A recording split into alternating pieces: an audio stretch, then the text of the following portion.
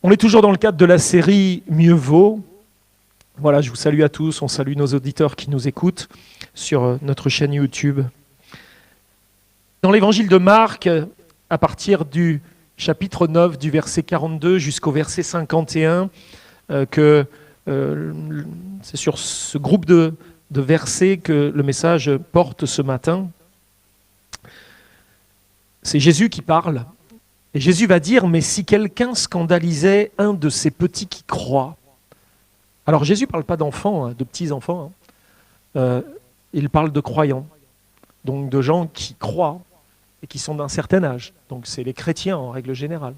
Si quelqu'un scandalisait un de ces petits qui croient, un de ces chrétiens, le premier mieux vaut, même s'il n'est pas dit en mieux vaut, mais il vaudrait mieux pour lui qu'on lui mit au cou une grosse meule de moulin, et qu'on le jetât dans la mer. Si ta main est pour toi une occasion de chute, coupe-la. Mieux vaut pour toi entrer manchot dans la vie que d'avoir tes deux mains et d'aller dans la géhenne, dans le feu qui ne s'éteint point. Si ton pied est pour toi une occasion de chute, mieux vaut pour toi entrer boiteux dans la vie que d'avoir les deux pieds et d'être jeté dans la géhenne, dans le feu qui ne s'éteint point. Si ton œil est pour toi une occasion de chute, arrache-le.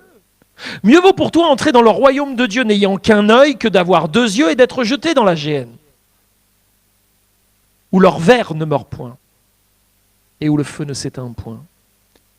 Car tout homme sera salé de feu. Le sel est une bonne chose. Mais si le sel devient sans saveur, avec quoi l'assaisonnera-t-on? Ayez du sel en vous-même et soyez en paix avec les autres. Amen. Donc, dans le cadre de cette série Mieux vaut, on va considérer aujourd'hui un nouveau mieux vaut, ou plutôt à une série de mieux vaut. C'est-à-dire, vous en avez 4 pour le prix d'un. Amen. Ils sont regroupés dans un même passage des Écritures. Et cette série est prononcée directement par Jésus, ce qui lui confère quand même, pour nous en tout cas, une importance solennelle, une gravité certaine, qu'il nous faut évidemment considérer, prendre en compte. C'est Jésus qui parle. Et dans ce passage, nous découvrons une suite de mises en garde sur l'éventualité d'être jeté dans la géhenne. On pourrait l'appeler comment autrement, la géhenne? L'enfer. Alors, c'est l'enfer. Que doit-on penser de l'enfer? Qu'est-ce qu'on doit en penser? Est-ce que c'est une histoire pour effrayer les gosses? Qu'est-ce qu'on doit penser de l'enfer? Est-ce que c'est une réalité? En réalité, Jésus en parlait souvent, lui. Bien plus souvent que cela n'est abordé dans bien des sermons aujourd'hui. Faites le tour d'Internet et regardez tous les sermons qui sont prêchés. Si vous en trouvez un sur l'enfer, envoyez-moi le lien, ça m'intéresserait de l'écouter. Même moi, je me suis rendu compte que c'est un thème que j'abordais pratiquement jamais.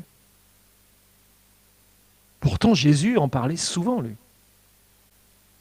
Pour Jésus, la question de l'enfer n'était pas à prendre avec légèreté. Chaque fois qu'il mentionnait son existence, c'était avec un ton grave qui écrasait littéralement ses auditeurs sous un poids d'effroi et de consternation.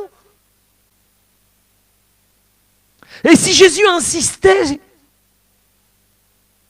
sur ce qu'est l'enfer, c'est parce qu'il en mesurait toute la réalité et toute l'horreur.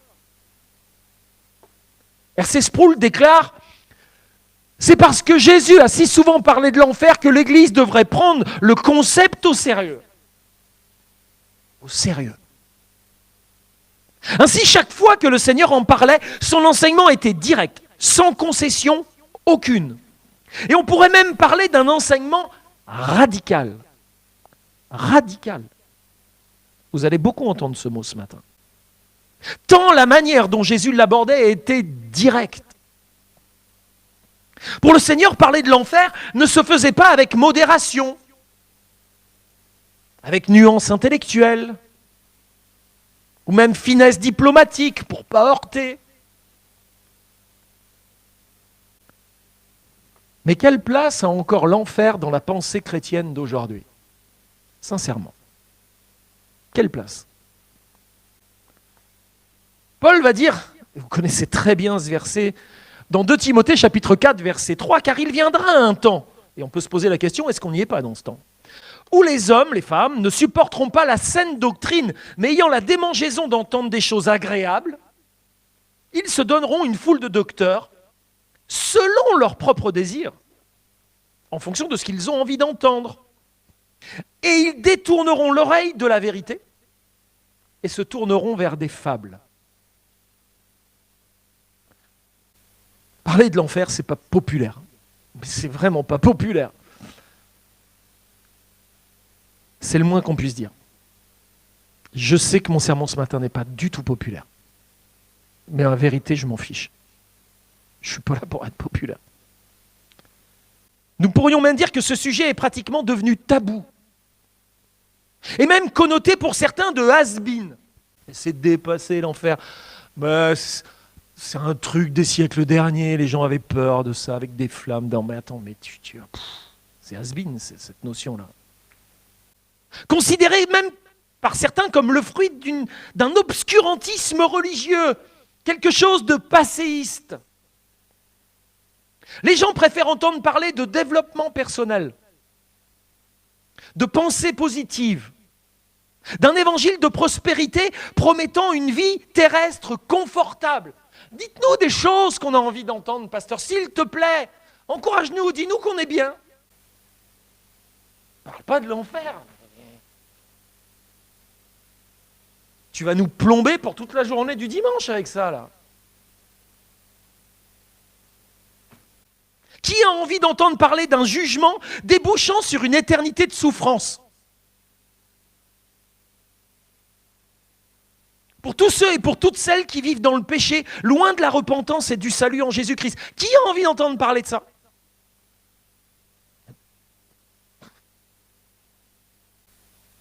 Alors, croyez-vous que l'enfer soit une notion dépassée ou qu'elle est encore d'actualité? Beaucoup pensent que l'évangile serait plus facilement accepté si une telle notion était tout simplement retirée des Écritures. Puisqu'elle semble tellement aller à l'encontre de ce que beaucoup attendent de la religion. Un moyen d'épanouissement, et pas une énumération de dogmes conduisant à une condamnation culpabilisante en cas de transgression.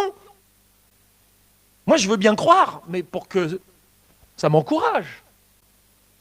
Mais si on me met une liste de choses à ne pas faire et que si j'en transgresse une, c'est direct l'enfer. Ah ben non, c'est pas ça, j'ai pas envie d'entendre ça, moi. Et pourtant. Comme Paul le mentionne très clairement à Timothée, nous voyons aujourd'hui qu'il y a une quantité de gens qui ne supportent plus la saine doctrine et qui ont la démangeaison d'entendre des choses agréables.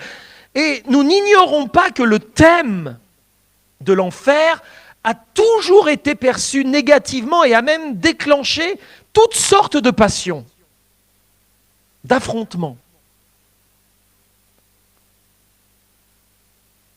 Ce n'est pas la thématique de l'enfer qui attire les foules. Et je pense que vous n'avez pas du tout à l'esprit, vous n'avez jamais vu, par exemple, l'annonce, une affiche annonçant études bibliques ou séminaire sur l'enfer. Les pasteurs savent que s'ils mettent séminaire sur l'enfer, il n'y en a pas beaucoup qui vont s'inscrire. Hein. Si on met séminaire pour avoir une vie heureuse en couple, séminaire pour connaître celui ou celle avec qui Dieu veut que tu vives dans le mariage, ça s'inscrit là, bizarrement. Mais séminaire sur l'enfer, il n'y a personne qui a envie d'aller écouter ça, quoi. Ça attire pas les foules. Que l'enfer n'ait pas bonne presse, ça peut se concevoir.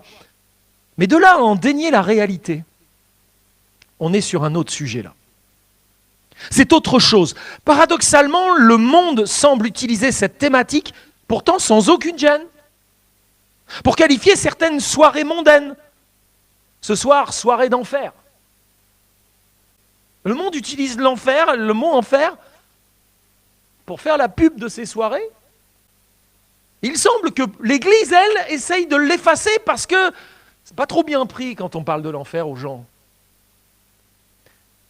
John MacArthur va écrire « La notion d'enfer embarrasse ceux qui voudraient accommoder le christianisme au dogme moderne du salut universel et de l'esprit de tolérance. » C'est-à-dire que MacArthur est en train de dire « Aujourd'hui, il y en a plein qui voudraient que tout le monde va au ciel. Allez hop, salut universel. » Donc si c'est un salut universel, c'est que l'enfer, il faut l'enlever. Tout le monde va au paradis. On a un chanteur français qui a chanté ça. On ira tous au paradis. À partir de là, on peut se dire, mais à quoi sert la foi? À quoi sert de vivre la vie chrétienne? À quoi sert que Jésus soit mort sur une croix? Et donc la notion d'enfer embarrasse ceux qui voudraient accommoder le christianisme au dogme moderne du salut universel et de l'esprit de tolérance. C'est un obstacle pour ceux qui voudraient que le message biblique résonne de façon réjouissante aux oreilles des gens qui ne fréquentent pas les églises. Il irrite ceux qui voudraient d'une religion qui communique une bonne image d'eux-mêmes à ceux qui l'écoutent.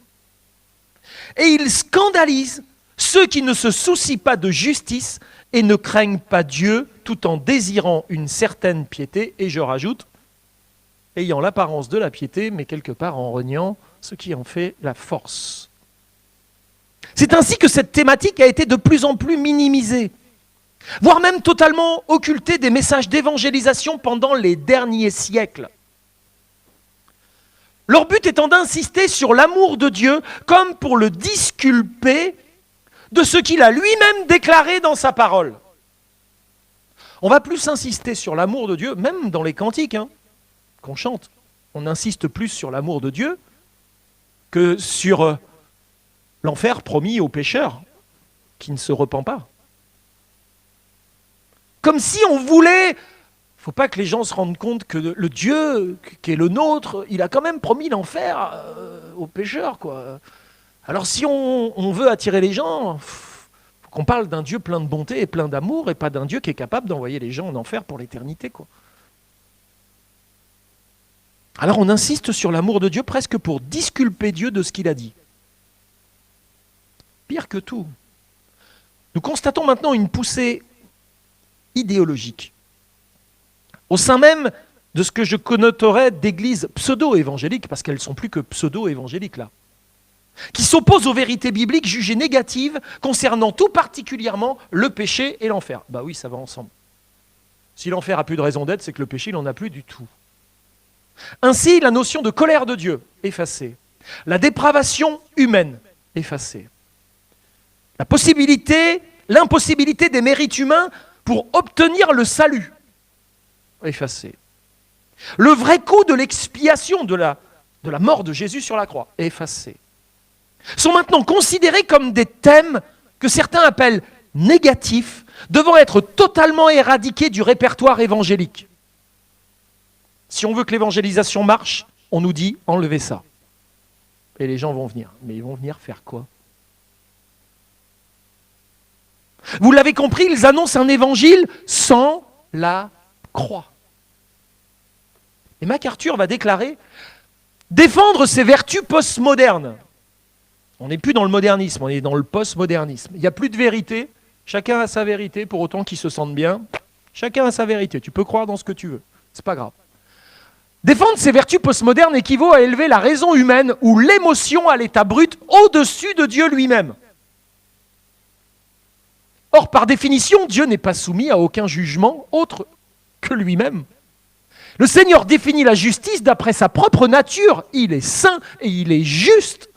Et se demander si Dieu a le droit de faire ce qu'il a promis aboutit à quoi? À nier son existence même. Pourtant, la parole de Dieu affirme qu'il frappera les malfaiteurs d'un châtiment éternel. Matthieu 26, 46. d'un feu éternel. Matthieu 25, 41. La Bible décrit l'enfer comme un lieu où leur ver ne meurt point et où le feu ne s'éteint point. Marc 9, 48, on l'a lu, et il cite là Ésaïe 66, 24. Dans l'Ancien comme dans le Nouveau Testament, nous voyons ces choses. De plus, dans l'Écriture, l'enfer est décrit comme un lieu de tourment sans fin. Certains se disent, mais Dieu est tellement bon qu'à un moment donné, soit il va prendre les gens de l'enfer et puis il va les mettre au paradis, soit il va les détruire.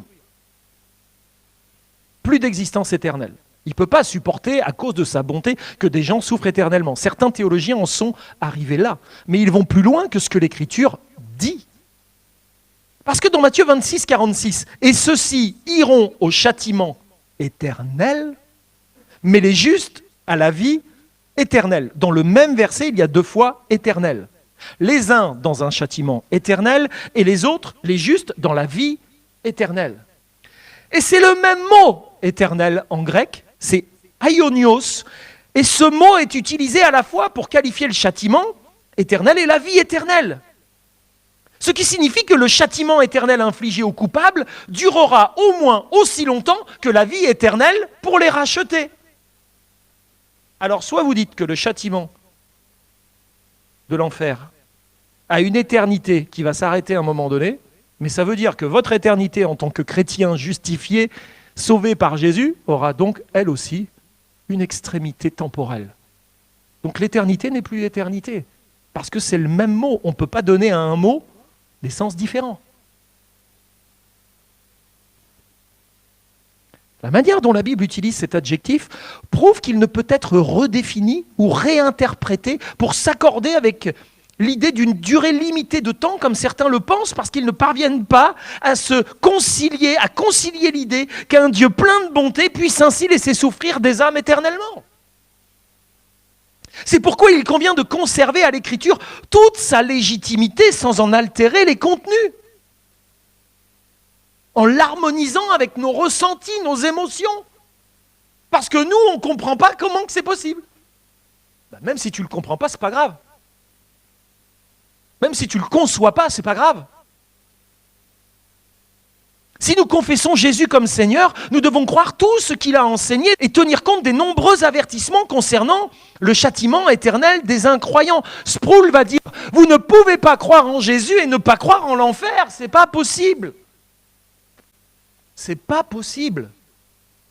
L'enseignement de Jésus sur l'enfer a pour but de faire entendre un avertissement clair sur le caractère terrifiant de l'enfer et sur ses horreurs et sur la menace bien réelle sous laquelle vivent tous ceux et toutes celles qui demeurent dans l'incrédulité et le péché non confessé.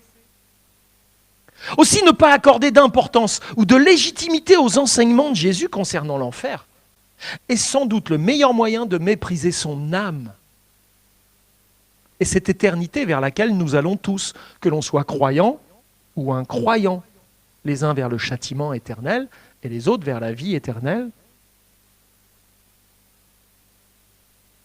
En effet, essayez de relativiser la notion de péché en déniant le jugement divin. Parce que s'il n'y a pas de jugement, il n'y a pas d'enfer, on va relativiser le péché. S'il n'y a pas de gendarme, qu'il n'y a pas de code de la route, il n'y a pas de danger qu'on te mette un PV, mais moi je brûle tous les feux, je prends tous les sens interdits, je me gare n'importe où.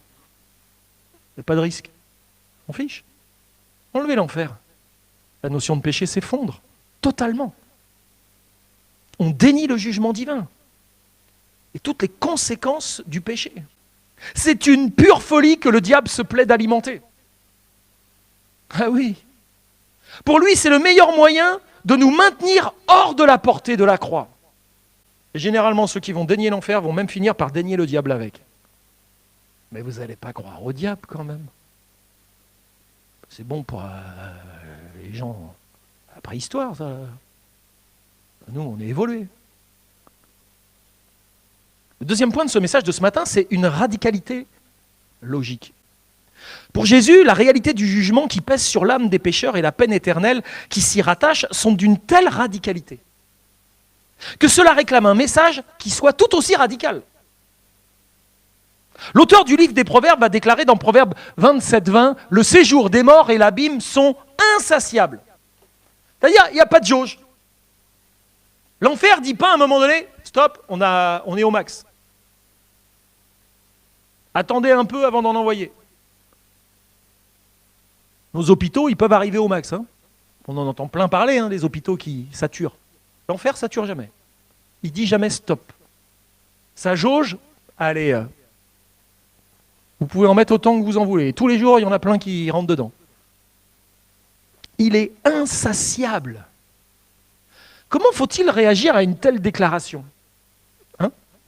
Devrions-nous la négliger, la passer sous silence, ou plutôt avertir du danger par tous les moyens possibles ? Qu'est-ce qu'on doit faire vis-à-vis de ça là ? Paul disait à Timothée, dans 2 Timothée chapitre 4, versets 1er et 2, « C'est pourquoi, devant Dieu et devant Jésus-Christ qui va juger les vivants et les morts, et dans la perspective de sa venue et de son règne, je te le recommande solennellement. » Vous savez ce que ça veut dire, solennellement ? Il y a un ton de gravité qui est mis là. Proclame la parole. Insiste. Que l'occasion soit favorable ou pas favorable. Convainc. Et même réprimande. Encourage par ton enseignement avec une patience inlassable. Surtout, ne te fatigue pas. Et le message est simple. Paul le donne dans 2 Corinthiens 5,20 à annoncer aux autres, soyez réconciliés avec Dieu. Parce que si vous n'êtes pas réconciliés avec Dieu, ce n'est pas au Dieu d'amour que vous aurez affaire. C'est au juge implacable, dont le jugement sera radical. Voilà en quoi consiste la bonne nouvelle de l'Évangile. Nous permettre d'être réconciliés avec Dieu en recevant son pardon. Et cela grâce à l'œuvre expiatoire et justificatrice du Christ à la croix qui paye à notre place afin de satisfaire à la justice divine. Comment Dieu répond à la radicalité de la condamnation des pécheurs ? Par une radicalité pleine de grâce et d'amour qui sauve et arrache aux ténèbres les pécheurs que nous sommes pour nous justifier, nous sanctifier, pour nous faire naître à une nouveauté de vie. Vous ne trouvez pas que c'est radical de prendre son fils et de le faire mourir sur une croix, vous ? Vous ne croyez pas que Dieu est dans une forme de radicalité ? Mais pourquoi est-il dans cette forme de radicalité ? Parce qu'il sait que l'enfer, c'est une radicalité, elle. Et pour nous faire échapper à celle-là, il nous amène dans l'autre. Ce n'est pas le moment de dire, ouais, d'être, vous savez, dans la relativité. Il faut tout relativiser aujourd'hui. Il faut être tolérant. Mais oui, bah, il a péché, mais bon, on est tous des pécheurs, on pêche tous. Alors. Il n'y a plus de radicalité là, c'est des ventres mous. Tout le monde est en mode ventre mou. On va voir ce que Jésus enseigne, lui. Est-ce qu'il supporte ce genre de comportement et d'attitude, de demi-teinte ? Comment Dieu répond à la radicalité de la condamnation des pécheurs ? Par une radicalité qui, elle, est pleine de grâce et d'amour, qui sauve et arrache aux ténèbres les pécheurs que nous sommes. Cette nouveauté de vie dans laquelle il nous fait entrer est tellement radicale qu'il est dit que les choses anciennes sont passées, voici, certaines choses sont devenues nouvelles. Non, toutes choses sont devenues nouvelles. C'est radical. Il n'est pas dit, tu rentres dans la nouveauté de vie, mais tu peux encore conserver des choses de l'ancienne. C'est pas dit ça. N'imaginons pas un instant que Jésus puisse éprouver non plus un malin plaisir à décrire les horreurs de l'enfer pour effrayer ses auditeurs et les contrôler par la peur. Ou Jésus serait un gros pervers narcissique qui se frotterait les mains en disant « Je vais leur parler de l'enfer, ils vont tellement avoir peur que je vais mieux les contrôler pour... » Jésus n'est pas du tout là-dedans.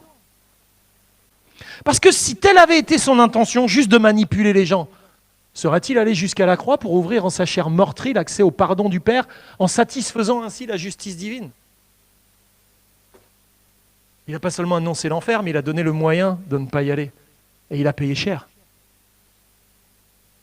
Et s'il est allé jusqu'à la croix, c'est qu'il croyait dans cette réalité de l'enfer. Le problème, c'est que nous, on n'y croit presque plus.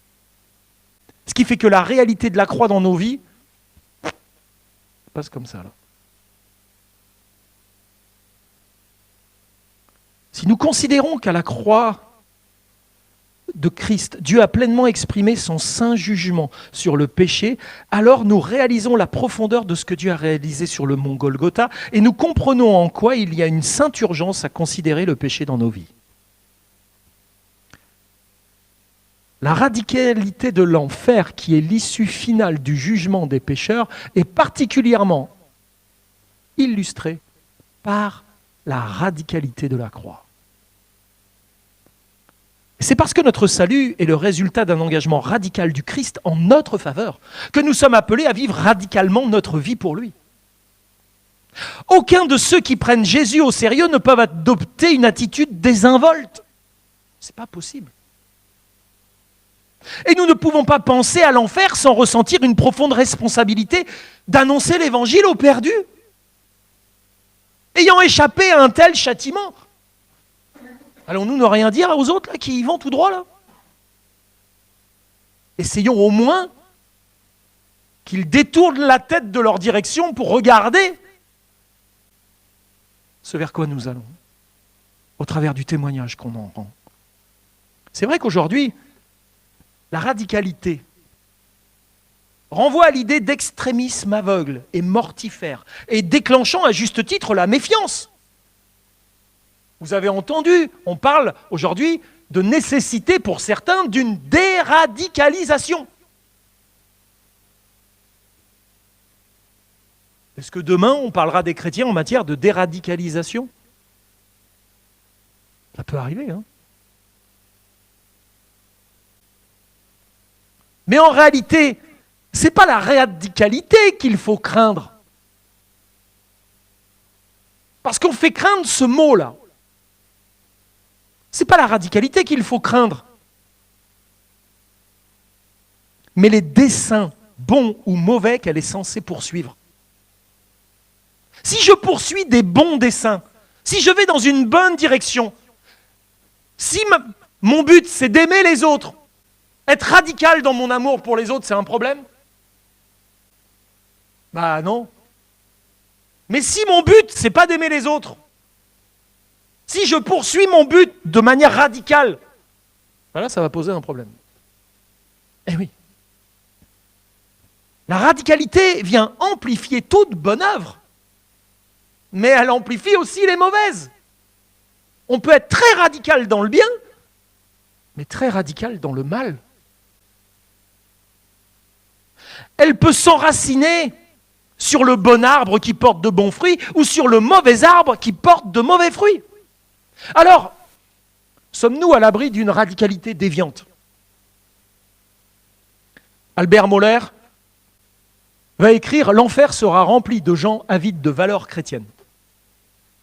Il tape un peu, hein, non? C'est pas le tout d'avoir des valeurs chrétiennes. Il va y avoir plein de gens qui ont des valeurs chrétiennes dans l'enfer. C'est pas suffisant. C'est pas suffisant. Alors n'oublions pas que le véritable christianisme n'est pas qu'un simple changement de valeur. Si notre foi se résume à déployer une logique légaliste, suivre de manière très légaliste ce qu'il faut faire et pas faire, si notre foi se résume à déployer juste une logique légaliste et à nous justifier, nous auto-justifier par une pratique religieuse, rigoureuse, superficielle de la foi chrétienne, notre radicalité est déviante. Elle n'a rien à voir avec la foi bouillante de ceux en qui le Saint-Esprit agit. Elle est plutôt l'image de la tiédeur et du formalisme qu'il nous faut craindre. La radicalité à laquelle Christ nous appelle est celle d'une bonne nouvelle, qui poursuit un bon but, un bon dessein, celui du Christ. Le monde n'a pas à craindre la radicalité des chrétiens, sauf quand ces chrétiens étaient des légalistes au point de prendre l'épée pour partir faire des croisades. Vous n'avez rien compris à l'évangile. L'objectif, ce n'est pas de libérer Jérusalem, c'est de libérer les vies du péché dans lequel il accomplit des dégâts. Jésus n'est pas venu pour libérer une ville, pour libérer un pays, une nation. Il est là pour libérer les âmes de l'emprise du mal.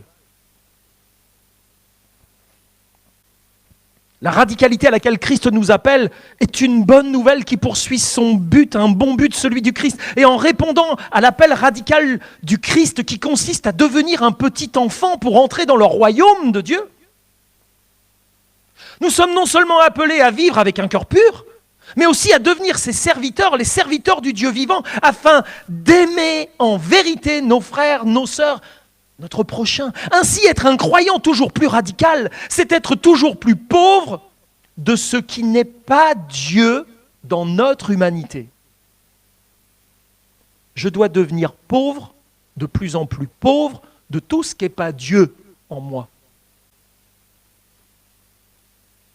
Est-ce que vous comprenez ce que je dis ? Plus pauvre de ce qui n'est pas Dieu en moi, et plus riche de tout ce qu'il est. Il faut que je diminue à certaines choses pour qu'il puisse croître en moi. Plus pauvre de tout ce qui n'est pas Dieu. De cette humanité profondément imprégnée par le péché. C'est ce qui nous amène à vivre à la hauteur de ce que nous croyons dans la parfaite cohérence qui soit. Entre ce que tu crois et ce que tu vis, il n'y a pas d'écart. Entre ce que tu sais que tu devrais vivre et ce que tu vis véritablement. Tu n'as pas un delta là, un écart? C'est bien de le confesser. Mais le but de la vie chrétienne, c'est de réduire cet écart. Pour que ce que tu crois soit conforme à ce que tu vis. Sinon, tu n'es pas en cohérence. Tu parles de quelque chose que tu ne vis pas. C'est le père qui a la clope à la bouche et qui dit à son fils, il ne faut pas fumer, tu vas avoir le cancer. Ça n'a aucun sens. Mais aucun sens.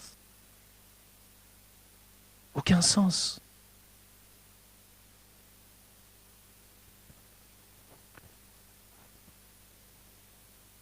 Être un croyant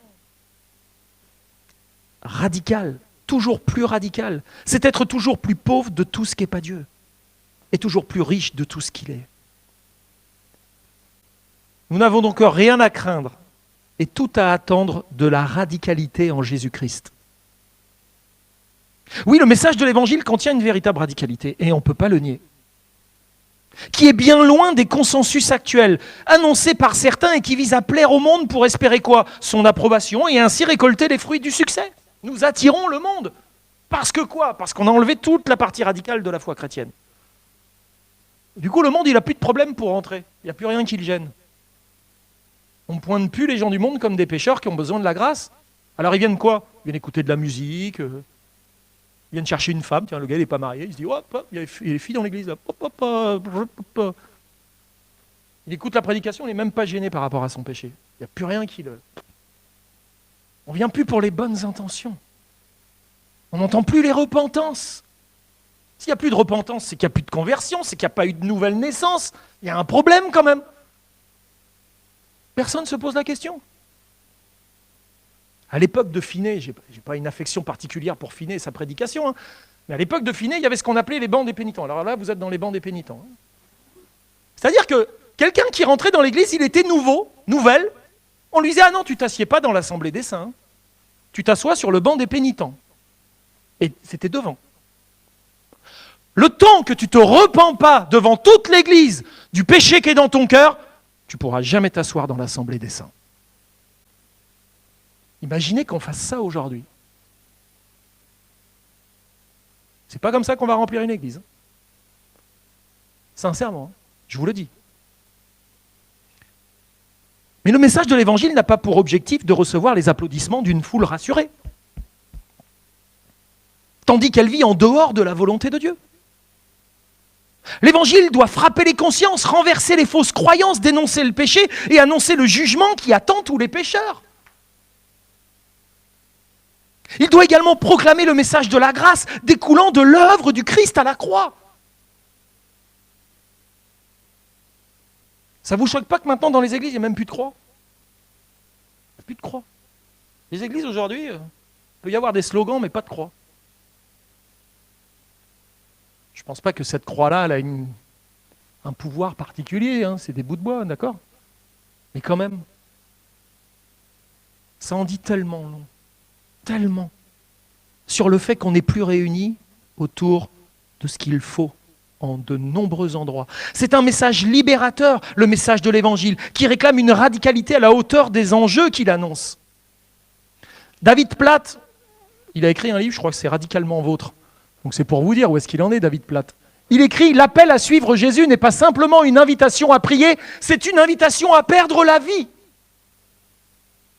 Est-ce que vous sentez toute la radicalité de la foi chrétienne dans les propos de David Platt? On pourrait se dire, mais c'est un extrémiste ce gars. Quoi? Perdre la vie? Non, au contraire, moi j'essaye de l'améliorer en venant à l'église. Mais non, le vrai message, c'est pas venir à l'église pour améliorer votre vie. C'est venez à l'église pour offrir votre vie. Est-ce qu'il a raison, David Platt? Moi, je trouve qu'il a raison parce qu'il ne fait que de suivre ce que Jésus a dit dans Marc 8, 35.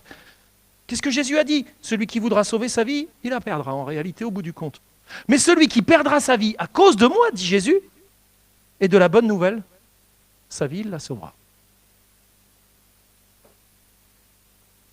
David Platt, il est dans la ligne de Jésus. Lorsque nous présentons l'Évangile de manière moins radicale, vous savez ce qu'on obtient? Simplement de fausses conversions. Oui. C'est-à-dire, on baisse le niveau pour que les gens puissent passer. Mais ça produit des fausses conversions, donc des faux chrétiens, donc des gens qui ne sont pas nés de nouveau. On remplit nos églises de gens pas nés de nouveau. Alors peut-être que ça fait une foule devant le pasteur, il est content, ça augmente les finances de l'église, c'est très très bien, et encore, je ne suis pas sûr. Mais au bout du compte, dans le ciel, ça fait rentrer combien de personnes ça? Ça ne sert à rien. Dans le passage de Marc 9, lui en introduction, nous comprenons combien le Seigneur Jésus souhaite nous faire réaliser la nature radicale de la vie du disciple. Alors qu'aujourd'hui, le soi-disant christianisme est de plus en plus marqué par une forme de superficialité, le message du Seigneur dans Marc 9 est des plus pertinents et essentiels. Jésus y parle de manière sévère, extrêmement énergique, et même extrême dans son expression, et conforme à la nature de ce que doit être une vie de disciple authentique. Jésus n'a cessé d'exhorter fortement les gens à se repentir, à renoncer à eux-mêmes, à souffrir et à mourir pour lui, à renoncer à tout et à le suivre inconditionnellement. Ainsi, les 4 mieux vaut qu'on a dans notre texte du départ, dans ce passage de Marc 9, sont prononcés par le Seigneur pour nous permettre de le suivre comme de véritables disciples. Ne vous inquiétez pas, il n'y a pas 4 étapes que je vais suivre. Mais quand Christ semble d'abord menacé de noyade, oui, il dit, si quelqu'un scandalisait un de ces petits qui croient, il vaudrait mieux pour lui qu'on lui mette au cou une grosse meule de moulin et qu'on le jette dans la mer. Noyade. Parce que généralement, c'est dur à nager avec une meule de moulin autour du cou. Il faut être bon à la brasse. Et donc Jésus n'est pas ici en train de menacer de noyade tous ceux qui sont l'objet de scandales. Il énonce un nouveau principe, un principe fort, qu'il a déjà déployé quelques versets auparavant, au verset 37, toujours de Marc 9, où le Seigneur va déclarer « Quiconque reçoit en mon nom un de ses petits-enfants me reçoit moi-même. Et quiconque me reçoit, reçoit celui qui m'a envoyé. » Jésus souhaite faire réaliser à ses auditeurs que notre façon de considérer nos frères et nos sœurs, en la foi, reflète directement notre façon dont nous considérons le Christ et Dieu. Est-ce que vous connaissiez ce principe ? La manière dont je considère mon frère ou ma sœur en la foi, directement, découle de la manière dont je considère Jésus et Dieu. Waouh! Il va falloir que je fasse attention alors de la manière dont je considère mes frères et sœurs maintenant. Parce que ça a une incidence éminemment grave. Puisque la manière de considérer un frère ou une sœur dans la foi équivaut à celle de considérer Christ, le Seigneur adresse un avertissement solennel à quiconque scandalise un de ces petits qui croient. Quand on pèse l'importance d'un tel principe, il n'est pas difficile de comprendre la radicalité des propos du Christ lorsqu'il est bafoué. Le verbe scandaliser, c'est pas dur en grec, scandalizo, signifie tenter quelqu'un au point de le faire trébucher et tomber, ou de le conduire à pécher. Et en utilisant ce mot, Christ veut fortement marquer l'esprit de ses auditeurs. En effet, lorsque le Seigneur déclare qu'il vaudrait mieux pour celui qui incite un croyant à pécher, qu'on mette à son cou une grosse meule de moulin et qu'on le jette dans la mer, cela signifie qu'il vaut mieux subir une mort atroce par noyade plutôt que d'entraîner un autre frère ou une autre sœur à pécher. Paul, de son côté, dira, dans Romains 14, 13, « Cessons donc de nous condamner les uns les autres. Prenez plutôt la décision de ne rien mettre en travers du chemin d'un frère, d'une sœur, qui puisse le faire trébucher ou tomber. Parce que vous devenez pour lui un objet de scandale. Et il vaudrait mieux pour vous qu'on vous attache une meule de moulin autour du cou et qu'on vous jette en plein milieu de la mer Méditerranée. » Waouh! Ça, si ce n'est pas du radical, il va falloir m'expliquer ce que c'est. En parlant ainsi, Jésus, comme Paul, ouvre la voie de l'amour divin qui englobe tout, transcende tout, et n'encourage surtout jamais le péché. Comprenons ici que couvrir le péché, on est appelé à couvrir le péché dans la vie de nos frères et de nos sœurs. Certains ont mal compris ce que ça veut dire couvrir le péché. Ça ne consiste pas à ne rien dire à celui qui pêche. Ça consiste pas à mettre sous le tapis le péché, mais plutôt à ne pas l'exposer aux autres dans le but sournois de nuire à la personne qui a péché. Mais quand ton frère a péché, va et reprends-le entre toi et lui seul. Et s'il ne se repent pas, que ce soit avec un autre frère, une autre sœur, des témoins, puis s'il ne se repent pas alors que ça vienne devant toute l'Église, pour qu'il éprouve de la honte et qu'il se repente, l'objectif c'est de le sauver. Mais à la base, au début, le fait de couvrir une multitude de péchés, ça ne veut pas dire ne rien dire. Vous savez, je t'explique, j'étais avec ma maîtresse hier soir. Si ma femme te demande, tu dis que j'étais avec toi. Ah bah s'il dit, ouais, il était avec moi, ah là, il a couvert le péché. Ouais, mais c'est pas ça, la Bible, elle ne parle pas de ça. Hein. Couvrir le péché, c'est pas ça.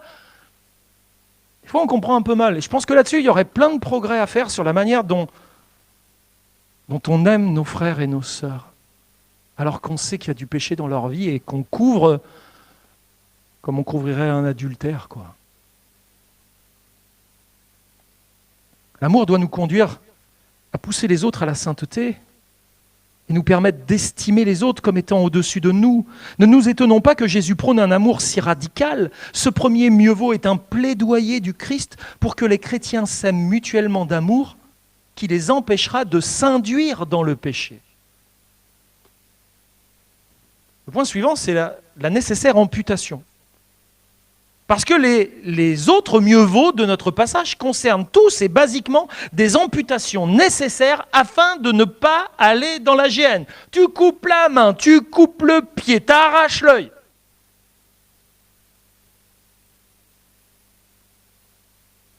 Maintenant, Jésus continue ses propos dans une même forme de radicalité, dans la continuité de ce qu'il a dit précédemment. Car si le Seigneur nous demande d'agir envers les autres avec amour, droiture et sainteté, évidemment que dans notre propre vie, il attend que ce soit pareil, non? Oui ou non? Il faut être logique, oui. Il veut nous voir mener une vie sainte et pleine de justice. Et nous savons qu'il n'y a rien de pire qu'un chrétien dont le cœur est impur, parce qu'il entraînera les autres dans le péché ou servira de caution au péché des autres. Bah oui, s'il le fait, lui. Moi, je peux le faire. Et c'est parce que le péché a des conséquences dévastatrices dans notre vie ou dans celle de ceux qui nous entourent que Jésus recommande de livrer un combat radical et total contre le péché. Aussi, un chrétien doit prendre des mesures drastiques pour lutter contre le péché qui persiste dans sa vie. Et à ce propos, l'apôtre Paul déclare dans Romains 8, 13, « Si vous vivez selon la chair, déclare Paul, vous mourrez. Mais si par l'esprit vous faites mourir les actions du corps, vous vivrez. » Donc il rajoute dans Colossiens, « Faites donc mourir ce qui dans vos membres est terrestre, la débauche, l'impureté, les passions, les mauvais désirs, la cupidité qui est une idolâtrie. » On appelle ça la mortification de la chair. Vous aviez déjà entendu ce mot-là, vous ? Ça se disait au XVIIe siècle. Encore un peu au XVIIIe, XIXe, on n'en parle plus du tout. XXe, XXIe, c'est fini. On ne parle plus de la mortification de la chair. Pourtant, c'est ça la mortification de la chair. Tous les jours, tu dois faire mourir ça en toi. Le maintenir dans la mort. C'est ça la mortification de la chair. Ce que Paul et Jésus annoncent dans une forme de langage métaphorique n'est pas destiné à nous encourager à pratiquer de la mutilation physique. Vous l'avez compris au moins. Pourquoi ? Parce que l'amputation d'une main, d'un pied ou d'un œil t'empêchera jamais de pécher. Hein. Est-ce qu'un manchot, cul-de-jatte, à qui il manque un œil, ça y est, il ne pêche plus maintenant. Il peut encore pêcher. Hein. Un manchot, cul-de-jatte avec un œil en moins, borgne, il pêche encore. Donc Jésus n'est pas en train de dire si tu te coupes un bras, et même les deux jambes, et tu t'arraches les 2 yeux, c'est bon, ça, maintenant tu ne pêches plus, tu es tranquille, tu es sain. Ben non. Encore dans sa tête, là, même s'il ne voit plus rien, il peut encore commettre le mal. Et nous savons que le péché, il ne se trouve pas dans nos membres comme ça, là. Il se trouve où ? Ben, Jésus va le dire. C'est ce qui sort de l'homme. C'est ce qui souille l'homme, car c'est du dedans. C'est du cœur des hommes que sortent les mauvaises pensées, les adultères, les impudicités, les meurtres, les vols, les cupidités, les méchancetés, la fraude, le dérèglement, les regards envieux, la calomnie, l'orgueil, la folie. Toutes ces choses sont mauvaises et sortent du dedans de l'homme. Alors, comment déraciner le péché qui se loge si profondément en nous ? Il faut s'arracher le cœur ? Comment tu vas faire ?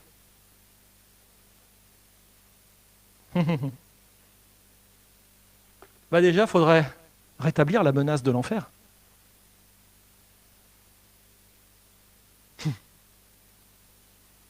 La menace de l'enfer, quand elle prend tout son sens dans notre esprit, est faite pour nous conduire à une prise en compte sérieuse et vigoureuse de notre vie.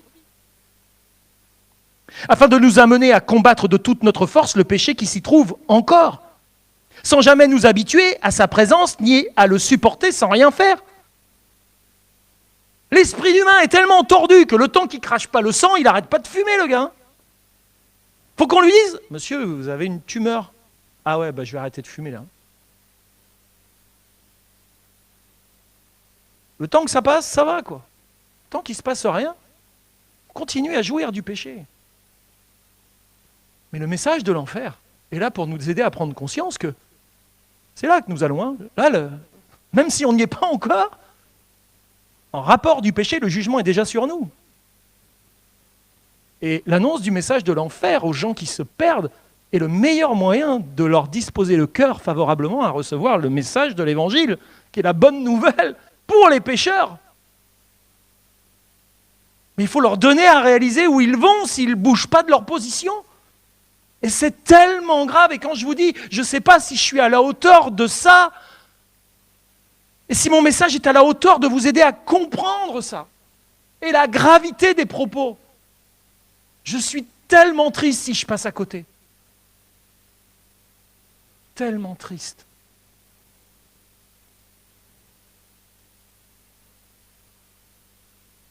On ne doit pas s'habituer à notre péché. Il faut sans cesse penser à l'enfer. Et où nous irons si nous ne faisons rien à sa présence en nous ?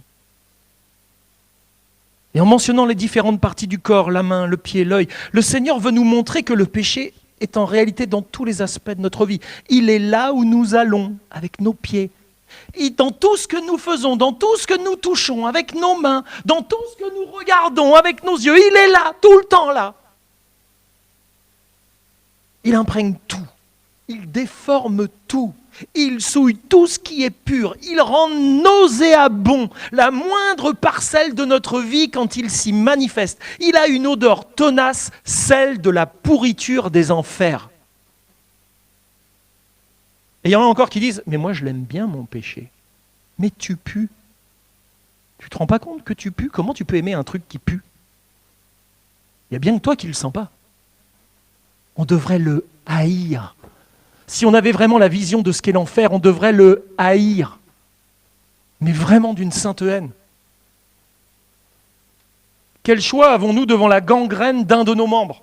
Comment réagir quand la putréfaction menace toute notre vie et que la septicémie risque de nous entraîner vers la mort? Coupez, monsieur. Coupez. C'est radical, mais ça sauve la vie. Coupez. L'amputation est la seule façon de pouvoir être sauvé. Devoir s'arracher un œil, se couper une main ou un pied, sacrifier le désir charnel tant convoité, le tuer, le crucifier, cesser de le nourrir, de ne plus en faire provision est la radicalité du salut dans sa pratique quotidienne. Pour certains, il faut couper la connexion Internet. Tant pis, tu n'as plus les emails, tu n'as plus rien, c'est pas grave, mais sauve ta vie. Parce que ta connexion Internet, elle t'ouvre sur des choses dont tu sais que tu n'arrives pas à t'en détacher de ça. Là. Et quand tu arrives à ton culte le dimanche, tu n'es pas bien. Sauve ta vie. Sois radical avec le péché dans ta vie. Ne l'excuse pas. On n'excuse pas un membre pourri. On ne l'excuse pas. On le retranche. Il nous faut abandonner les idoles qui nous paraissent si attrayantes, les rejeter comme des objets répugnants et demeurer à distance de tout ce qui peut être un objet de tentation.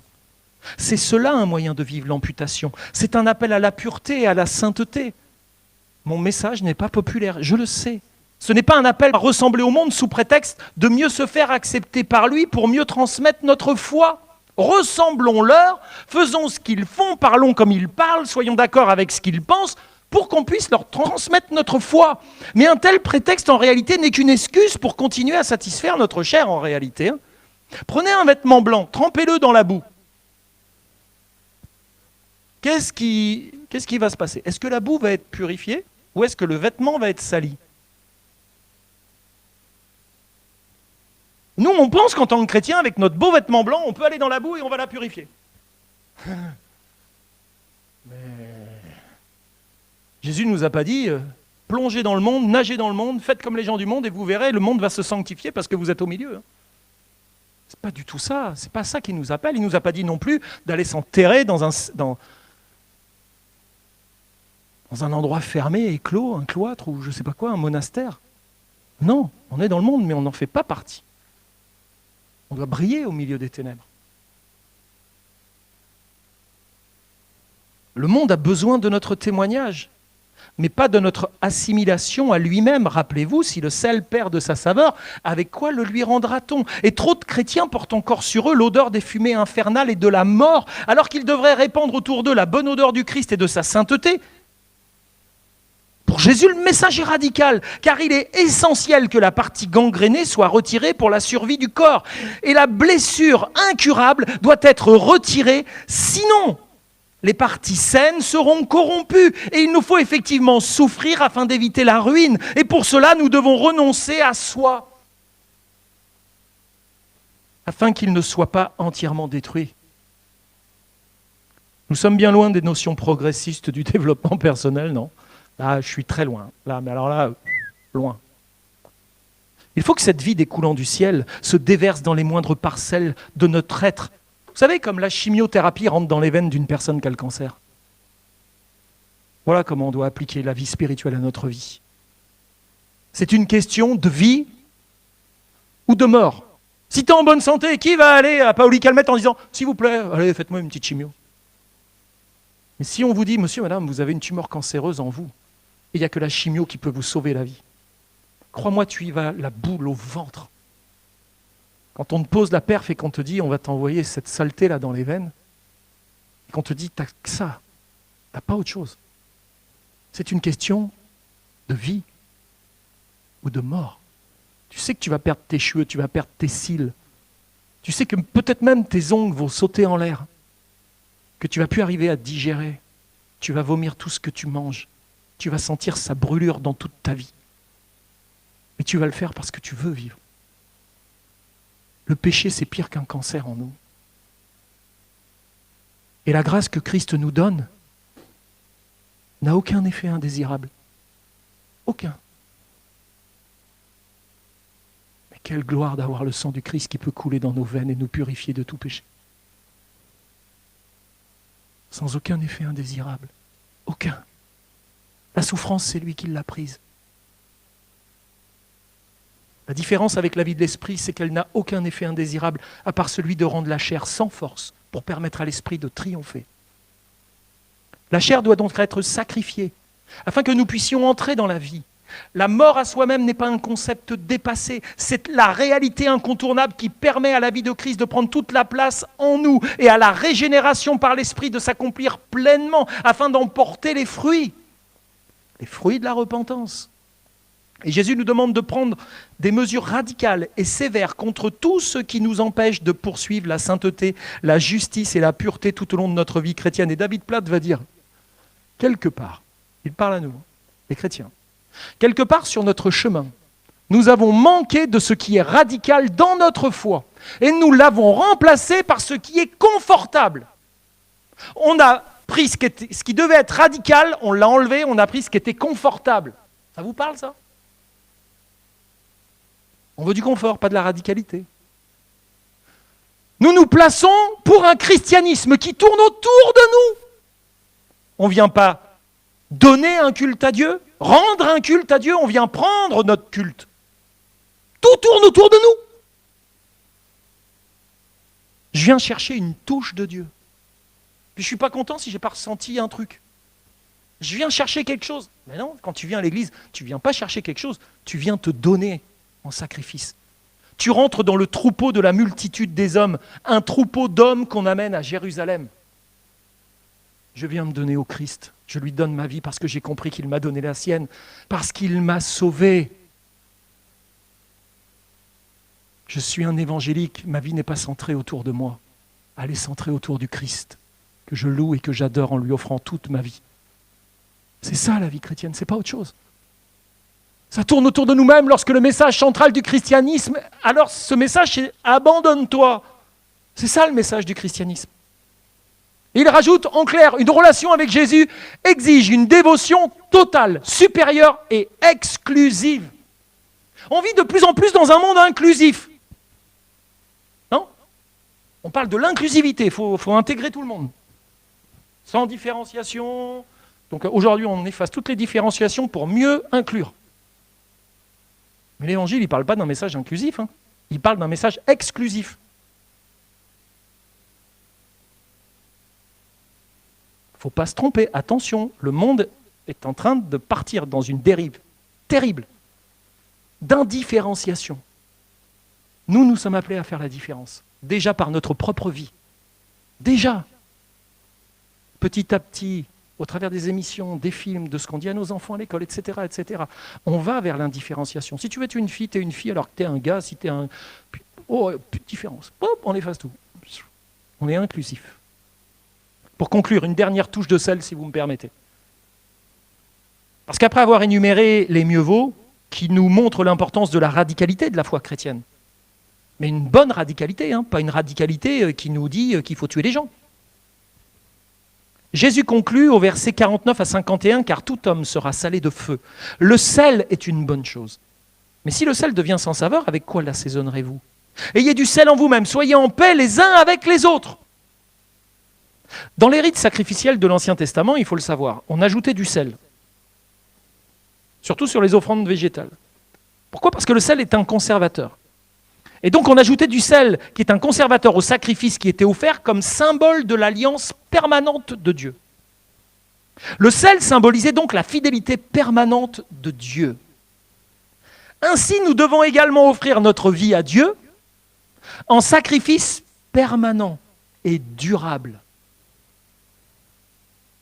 Il y a ici l'idée d'une consécration qui dure et pas d'une vie faite de fluctuations émotionnelles et charnelles. Ou des fois, je suis spirituel, des fois, je suis charnel, ça dépend.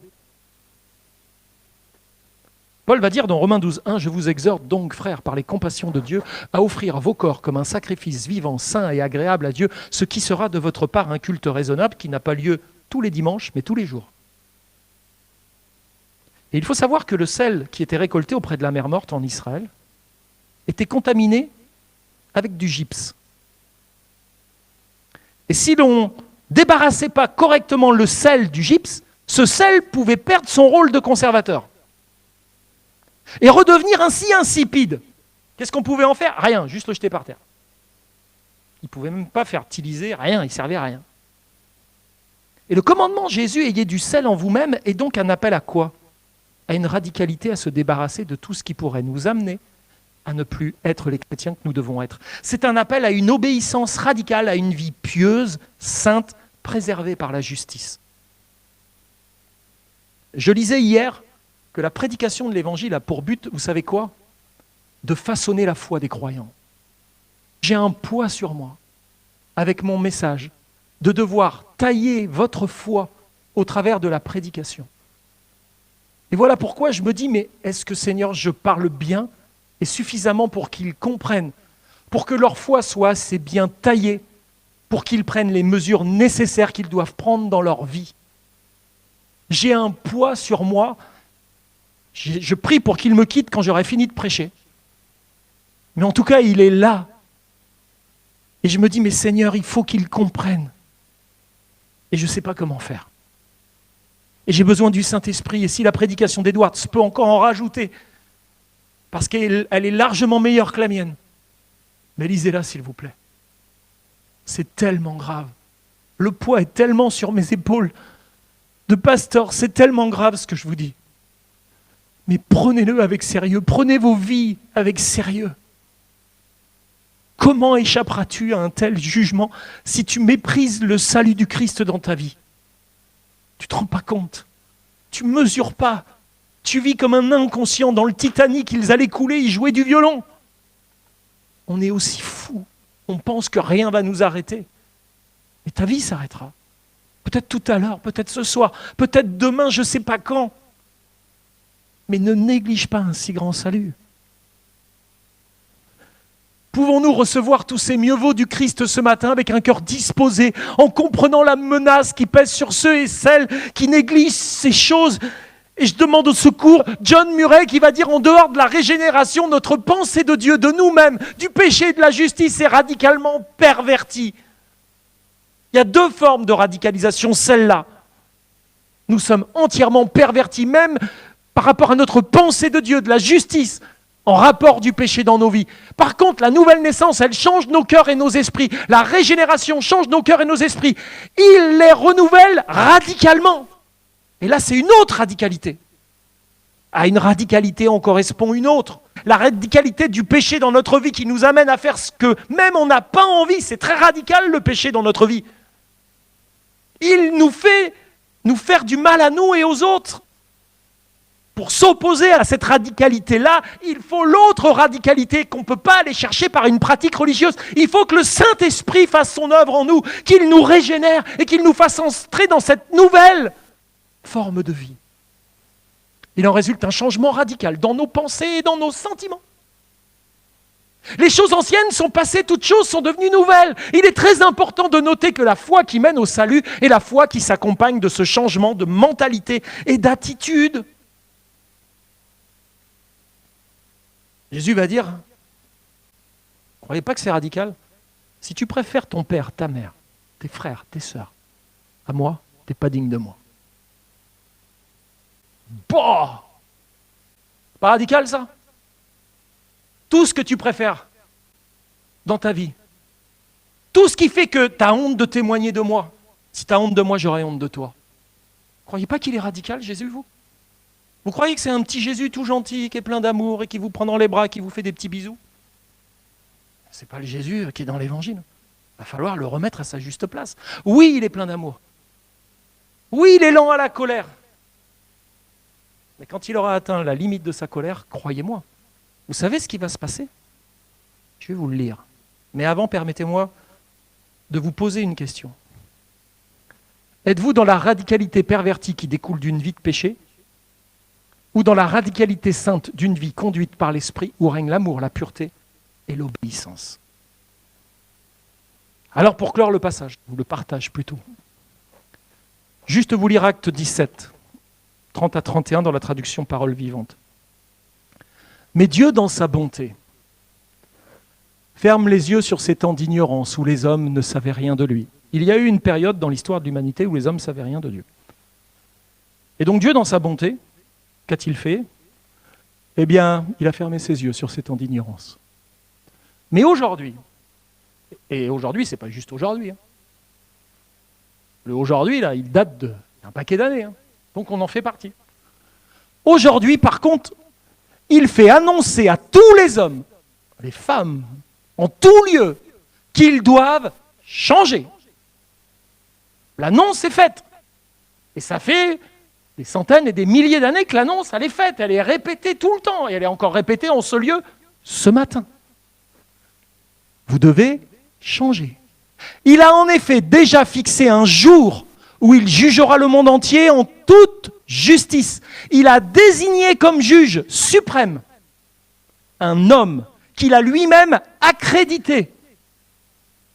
En effet, il a donné à tous une raison péremptoire de croire en lui, car il l'a ressuscité d'entre les morts. Qui Dieu a ressuscité d'entre les morts? Jésus. Qui jugera à la fin des temps? Jésus. Il enverra les uns dans le châtiment éternel et les autres dans la gloire éternelle. Alors croyez-moi, Jésus, il savait ce que c'était que de prêcher l'enfer. Parce qu'il sait qu'à la fin des temps, c'est lui qui actionnera l'aiguillage pour les uns et pour les autres.